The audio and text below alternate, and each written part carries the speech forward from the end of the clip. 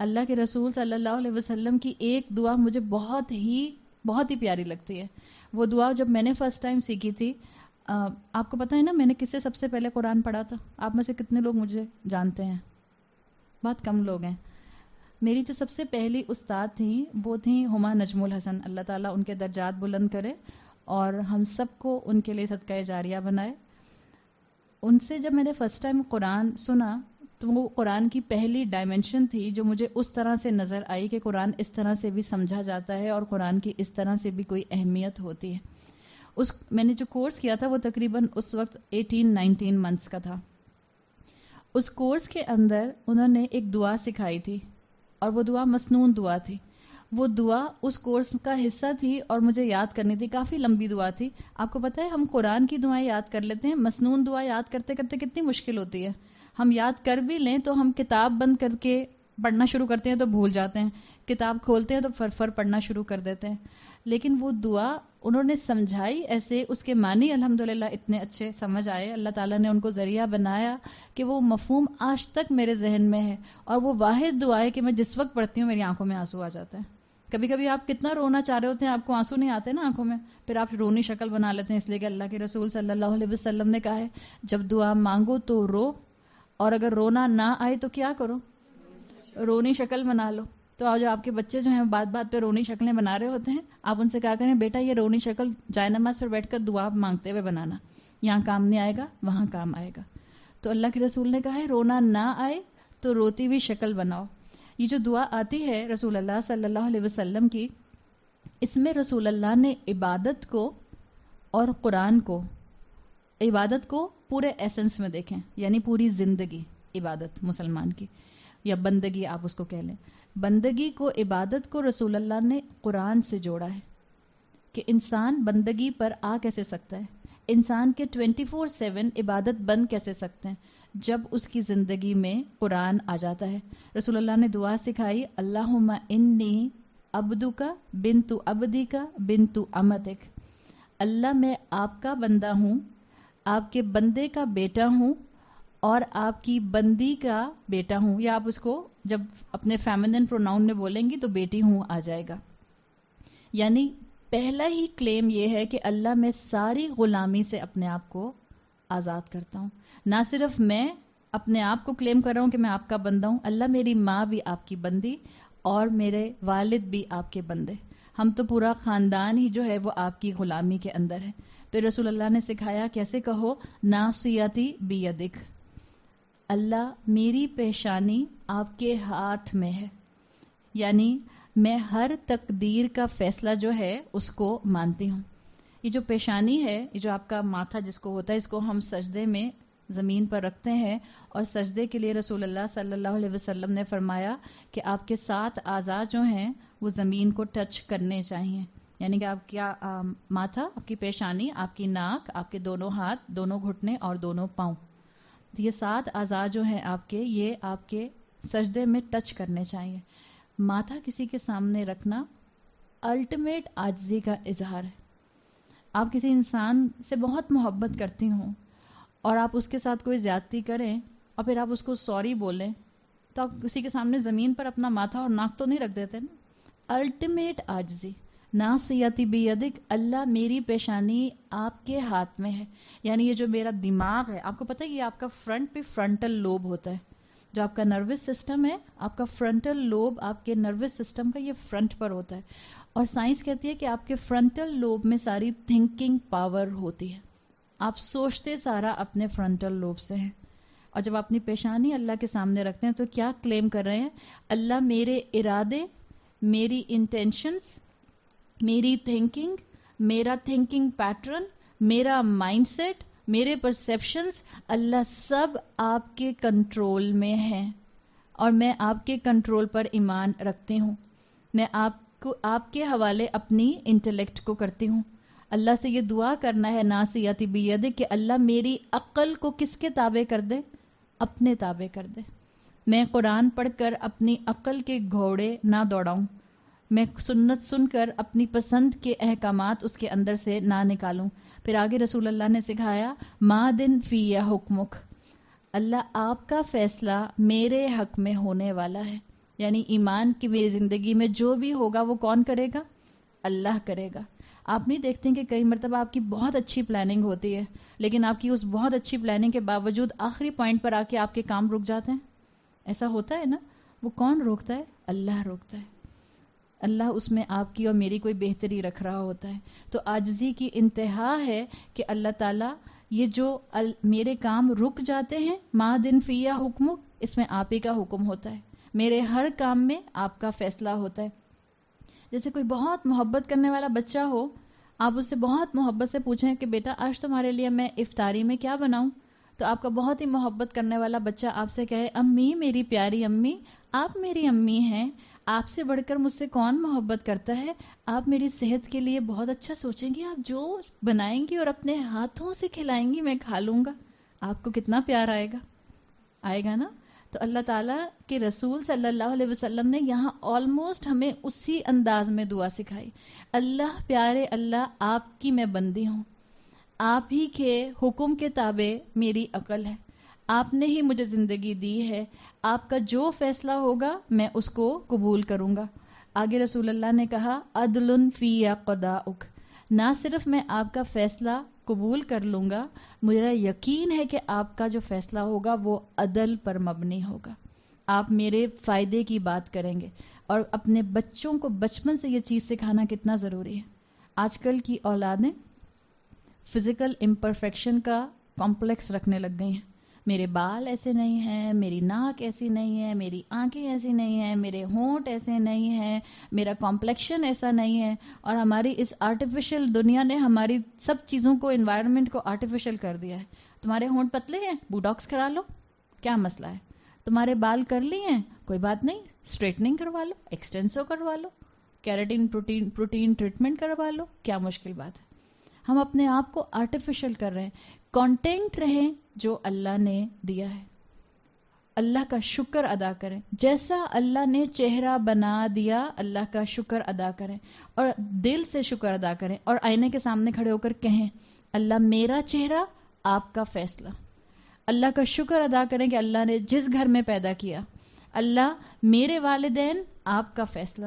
اللہ کا شکر ادا کریں اللہ نے جیسے بہن بھائی دیے، اللہ میرے بہن بھائی، آپ کا فیصلہ. اللہ کا شکر ادا کریں اللہ نے جیسا شوہر دیا، اللہ میرا شوہر، آپ کا فیصلہ. اللہ نے جو جو نعمت دی ہے اس کے آگے یہ آپ اپنا مائنڈ سیٹ رکھ لیں، آپ کے اندر شکر کی کیفیت آئے گی، آپ کے اندر کفر کی کیفیت نہیں آئے گی، ناشکری کی کیفیت نہیں آئے گی. اپنی نعمتوں کو کافی سمجھیں، آپ میں قناعت آئے گی. اور اپنے سسرال والوں کے لیے بھی جب خیال آئے کہیں اللہ میرا سسرال، کس کا فیصلہ؟ امی آپ کا فیصلہ، ابا آپ کا فیصلہ، کس کا فیصلہ؟ اللہ آپ کا فیصلہ. یہ ہے عدل فی قضاؤک. اپنے اندر کسی بھی قسم کی اکڑ کو نہ آنے دیں. جس رب نے مجھے اتنی نعمتیں دی ہیں، اس رب کے احسان کے نیچے مجھے کتنا دبا ہونا چاہیے. آپ ایک انسان کے سر کے اوپر 10 کلو کی گٹھری رکھ دیں تو جیسے وہ تیزی سے نارملی چلتا ہے اتنی تیزی سے چل سکتا ہے؟ آپ ایک انسان کے اوپر 10 گٹھریاں رکھ دیں 5-5 کلو کی، اب اس کا عالم کیا ہوگا چلنے کا؟ اب وہ جھکا ہوا چلے گا. اللہ کی نعمتوں کی کتنی گٹھریاں میرے کندھوں اور میرے سر پر رکھی ہیں، تو میرے اندر اکڑ کیسے آ سکتی ہے؟ میرے اندر عجب کیسے آ سکتا ہے؟ میرے اندر تکبر کیسے آ سکتا ہے؟ سنبھل کر چلنے کی کوشش کریں. ما دن فیہ حکم، اللہ کا حکم مان جائیں، اللہ کے حکم کو عدل فیہ قضاؤک، اللہ کے حکم کو کافی سمجھیں. اللہ نے آپ کو جیسا بنایا ہے اس پر کانٹینٹ رہیں. یاد رکھیں کیا پتہ اللہ آپ کو اور حسن دیتا تو آپ میں بغاوت آ جاتی.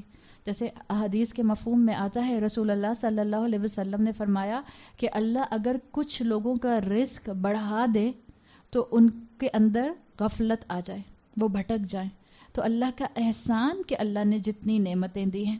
آپ کو ڈاکٹر، آپ بیمار ہوتی ہیں، ڈاکٹر آپ کو جو ڈسکرپشن لکھ کر دیتا ہے آپ لے کر جاتی ہیں اس کو ڈسپینسری اور آپ کہتی ہیں اچھا یہ 4 دوائیں لکھی ہیں، اور سامنے کھڑے ہوئے دکان والے سے کہتی ہیں یہ 4 نہیں، اس کی جگہ یہ 4 دے دو. آپ یہ کرتی ہیں؟ ڈاکٹر آپ کو جو دوا دیتا ہے آپ کی بیماری کی، آپ وہ لیتی ہیں نا؟ چاہے وہ آپ کا لینے کے بعد بی پی ہائی کرے، یا وہ خدا نخواستہ آپ کو کانسٹیپیشن کر دے، یا وہ آپ کو ڈائریا کر دے، آپ نے اپنی کسی بیماری کو دور کرنے کے لیے جو دوا لکھوائی ہے آپ اس کو لیتی ہیں. اللہ نے بھی آپ کو دکھ سکھ کی جو گولیاں دی ہیں اس قرآن کے اندر، ایمان رکھیں اس میں آپ کا فائدہ ہے، لے لیں اس کو، قبول کر لیں اس کو. یہ ہے عدل فی قضاؤک اور مادن فی حکمک. آگے آیا اللہ کے رسول کہتے ہیں اسألک بکل اسم ھو لک، اللہ میں آپ کے ہر نام کے ساتھ آپ سے سوال کرتی ہوں. اللہ تعالیٰ میں آپ کو آپ کے ناموں کا حوالہ دیتی ہوں. سمیت بہ نفسک او انزلتہ فی کتابک او علمتہ احدا من خلقک، جو آپ نے اپنے نام اپنے لیے پسند کیے، یعنی آپ نے اپنے نام رکھے، آپ نے وہ نام جو آپ نے کسی کتاب میں نازل کیے، یا وہ نام جو آپ نے کسی مخلوق کو سکھائے. ہم تو تقریباً اللہ کے 99 نام جانتے ہیں نا، لیکن اسکالرز کہتے ہیں کہ اللہ کی صفات کے رنگ قیامت تک نظر آتے رہیں گے، اللہ کی صفات قیامت تک واضح ہوتی رہیں گی. اور سورہ کہف کی آخری آیات میں کیا آتا ہے کہ اگر اللہ کے کلمات لکھنے کے لیے سمندر سیاہی بن جائیں اور درخت قلم بن جائیں تب بھی تمہارے رب کی باتیں مکمل نہیں ہوں گی. تو اللہ آپ کے جتنے بھی نام ہیں میں ان سب کا آپ کو حوالہ دیتی ہوں. اور رسول اللہ نے کہا اب استأثرت به فی علم الغیب عندک، اللہ میں ان ناموں کا بھی آپ سے حوالہ دے کر سوال کرتی ہوں جو ابھی آپ نے اپنے پاس علم میں رکھے ہیں، ابھی ہمارے لیے وہ غیب میں ہیں، ہم ان ناموں کو نہیں جانتے. تو آپ کو یہاں وسیلے کا اینگل مل گیا. رسول اللہ صلی اللہ علیہ وسلم نے سکھا دیا کہ اللہ کو اللہ کے ناموں کا وسیلہ دے کر مانگے، اللہ سے اللہ کے ناموں کا وسیلہ دیں اور اللہ سے اللہ کی رحمت مانگیں. اب جب ہم یہ سارا طریقہ سیکھ لیتے ہیں، ابھی تک تو اللہ کے رسول جو ہیں وہ اپنی عاجزی کا اظہار کر رہے ہیں نا، کہ میری زندگی میں جو کچھ ہے آپ کی وجہ سے ہے، میری زندگی میں جو نعمت ہے وہ آپ کا احسان ہے. اللہ میں آپ سے سوال کرتا ہوں. اب سوال کیا کرتا ہوں؟ ہم دعا کے لیے ہاتھ اٹھاتے ہیں، 20 تراویاں پڑھتے ہیں، 8 تراویاں پڑھتے ہیں، تہجد کی نمازیں پڑھتے ہیں، قرآن کے صفحے پڑھتے ہیں، ہاتھ اٹھاتے ہیں، اللہ میرے بچوں کو پاس کر دے، اللہ میرے شوہر کا کاروبار بہت برکت والا کر دے، اللہ میرا گھر بہت بڑا کر دے، اللہ میری گاڑی بہت بڑی کر دے. ہم یہی دعائیں کرتے ہیں. اللہ کے رسول صلی اللہ علیہ وسلم نے کیا کہا؟ ان تجعل القرآن ربیع قلبی، اللہ قرآن کو میرے دل کی بہار بنا دے. یہ دعا رسول اللہ نے مانگی. اللہ میرے دل میں سے تعصب کو ختم کر دے، مجھے قرآن سے جوڑ دے. اللہ میرے دل کا اندھیرا ختم کر دے. اللہ جس کے دل میں قرآن آ جائے گا، یاد رکھیں وہ براڈ مائنڈڈ ہو جائے گا، وہ نیرو مائنڈڈ نہیں رہ سکتا، اس کا دل کھل جائے گا. تو اللہ کے رسول نے کہا انتج القرآن ربیع قلبی وجلاء حزنی، اللہ میرے غم دور کر دے. وذہاب ہمی وغمی، اللہ میری فکروں کو دور کر دے. اللہ کے رسول صلی اللہ علیہ وسلم کی یہ دعا آپ کو مسنون دعاؤں کی کتابوں میں مل جائے گی. اس کو ضرور ایک مرتبہ دن میں ترجمے کے ساتھ کسی بھی وقت پڑھنے کی کوشش کریں. اللہ تعالیٰ آپ کی زندگی کے اندر انشاءاللہ بندگی کا رنگ جو ہے وہ شامل کریں گے.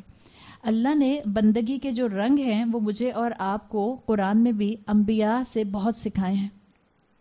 اور اسکالرز کہتے ہیں کہ آپ ہر نبی سے کسی نہ کسی اینگل سے بندگی سیکھ سکتے ہیں.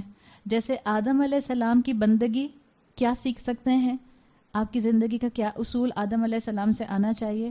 جب زندگی میں گناہ ہو کیا کریں؟ معافی مانگیں. اللہ مجھ سے غلطی ہوئی ہے، مجھے معاف کر دے. اللہ آپ معاف نہیں کریں گے تو مجھے کون معاف کرے گا؟ اللہ آپ میرے لیے آسانیاں نہیں کریں گے تو میرے لیے کون آسانی کرے گا؟ اور آدم علیہ السلام کی دعا ہم جانتے ہیں، ربنا ظلمنا انفسنا وَإِن لَّمْ تَغْفِرْ لَنَا وَتَرْحَمْنَا لَنَكُونَنَّ مِنَ الْخَاسِرِينَ. تو آدم علیہ السلام سے کیا بندگی سیکھیں ہم اپنی زندگی میں؟ گناہ پر شرمندگی. نوح علیہ السلام سے کیا بندگی سیکھیں؟ تبلیغ. 950 سال اللہ کے بندے اللہ کے بندوں کو اللہ سے جوڑتے رہے، اللہ کی بات سنیں، لوگوں تک پہنچا دیں. اپنی زندگی میں یہ بندگی کا رنگ شامل کر لیں. امر بالمعروف، معروف کا حکم دے، ونہی عن المنکر، اور برائیوں سے اور گناہوں سے اور منکرات سے لوگوں کو روکیں. یعنی دین کی خدمت کی بندگی نوح علیہ السلام کی زندگی سے ملتی ہے. ابراہیم علیہ السلام کی زندگی سے بندگی کا کیا پہلو ملتا ہے؟ عشق، محبت، قربانی. اپنی زندگی میں اللہ کی خاطر قربانی دینا سیکھیں، اللہ سے عشق کریں، اللہ کی خاطر اپنی دنیا کو چھوڑنا پڑے تو چھوڑ دیں.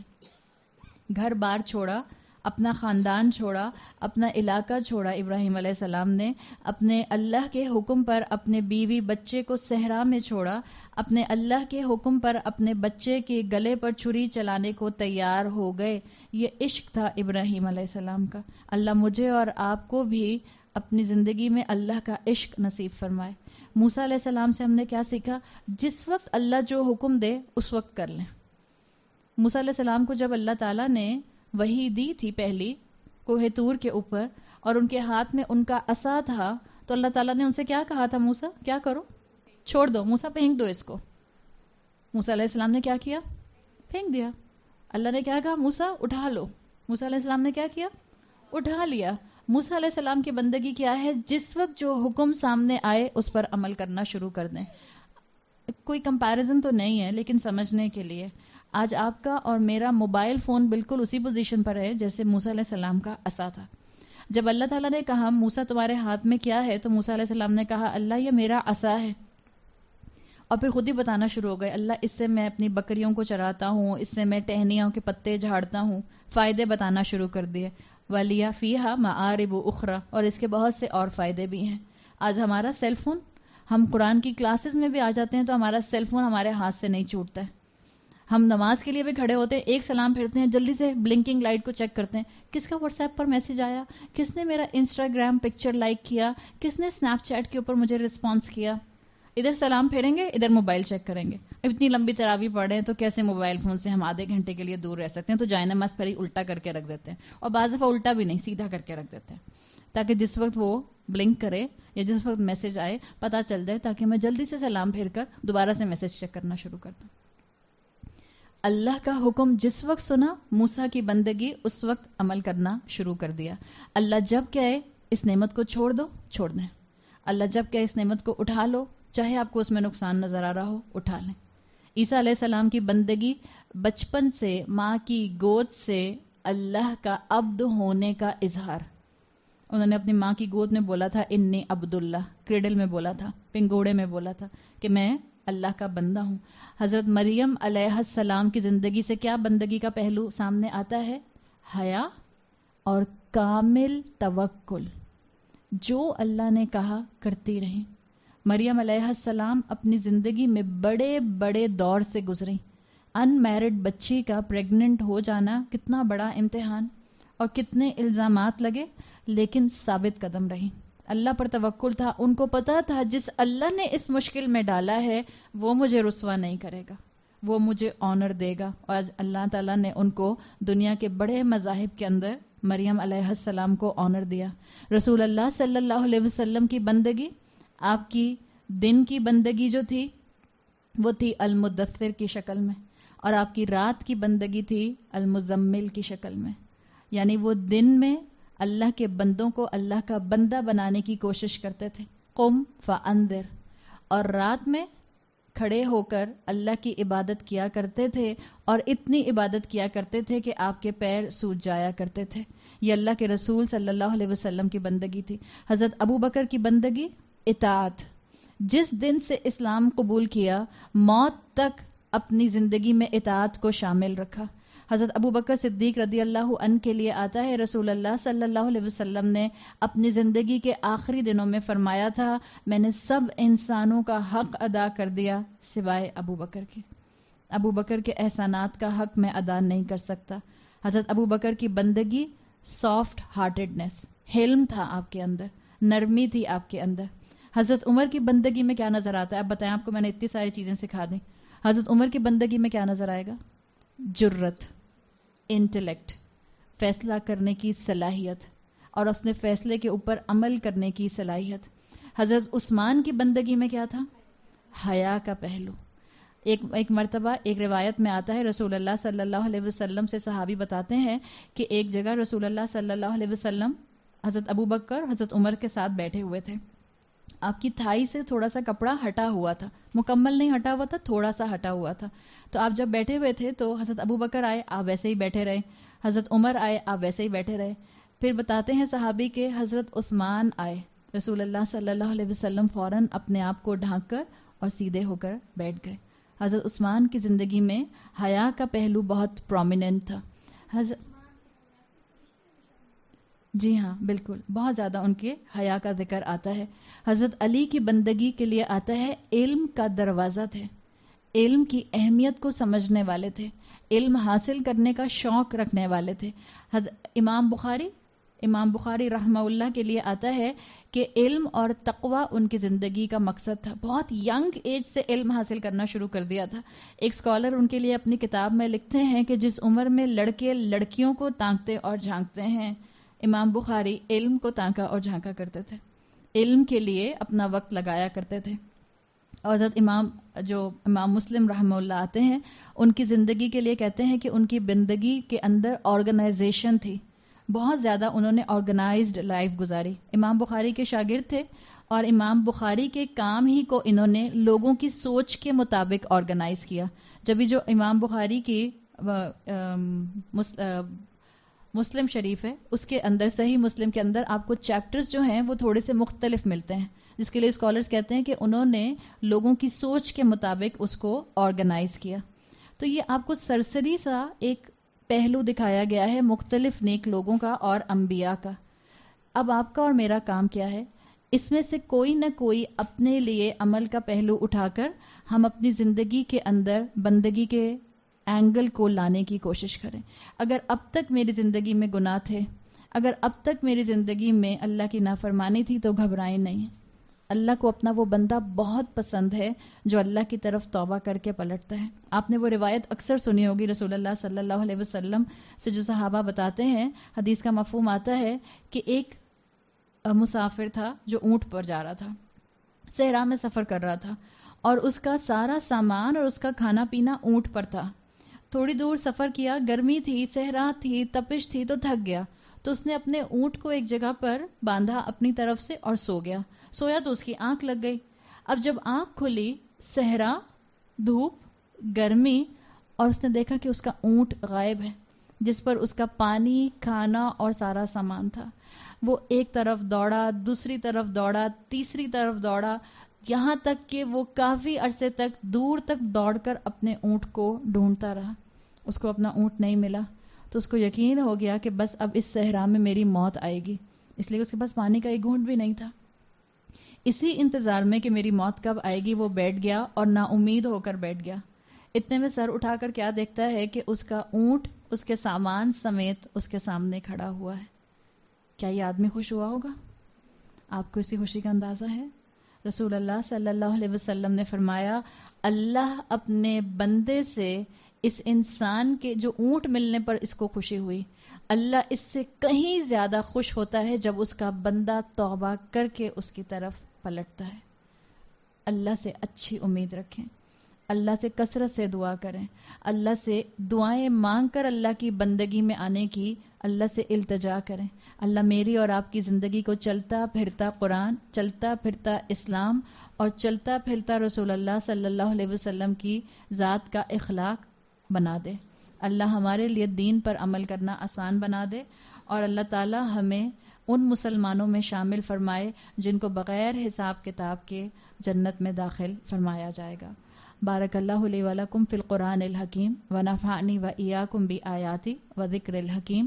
سبحانک اللہم وبحمدک، نشہد ان لا الہ الا انت، نستغفرک ونتوب الیک. جزاک اللہ خیر. السلام علیکم ورحمۃ اللہ.